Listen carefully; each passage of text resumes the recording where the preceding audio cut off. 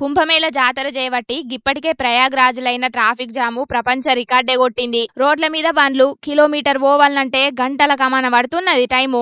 భక్తుల రాకపోకలతోని రోడ్లన్నీ నిండిపోయినాయి. కుంభమేళల పుణ్య స్నానాలు చేసే జనాల కంటే ఎక్కువ రోడ్ల మీదనే ఉంటున్నాయి బండ్లు. దినం ట్రాఫిక్ పెరుగుతూనే ఉన్నది గాని తగ్గుతలేదని అనవట్టిండ్రు ఆడికి పోయిన భక్తులందరూ.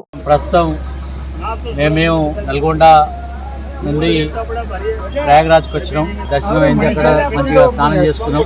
తర్వాత అయోధ్యకు బయలుదేరదామని చెప్పేసి నిన్న మధ్యాహ్నం 2:30 గంటలకు అయోధ్య పోవడం కోసం బయలుదేరడం జరిగింది. అయోధ్యకు పోయే క్రమంలో ఇక్కడ ట్రాఫిక్ దాదాపు 100 కిలోమీటర్ల పైననే ట్రాఫిక్ జామ్ కావడం జరిగింది. ఇన్నరు కదా, ప్రయాగ్రాజ్ దర్శనమైనాక అయోధ్యకు పోదామంటే 100 కిలోమీటర్ల మీదనే ట్రాఫిక్ జామ్ అయిందట. రాత్రి 2 గంటలకు బయలుదేరినోళ్ళు తెల్లారిన కూడా 10 కిలోమీటర్ల దూరం పోలేదని చెప్పుకొచ్చిండు. ఎవలన్నా ప్రయాగ్రాజ్ వచ్చేటోళ్ళు ముందు జాగ్రత్తగా తిననీకి తిండి, నీళ్లు గిట్ల అన్ని సౌలతులు ముందే వేసుకోవాలి, లేకపోతే మా లెక్కనే ఆగమైతారు అని అంటున్నాడు గీ అన్న.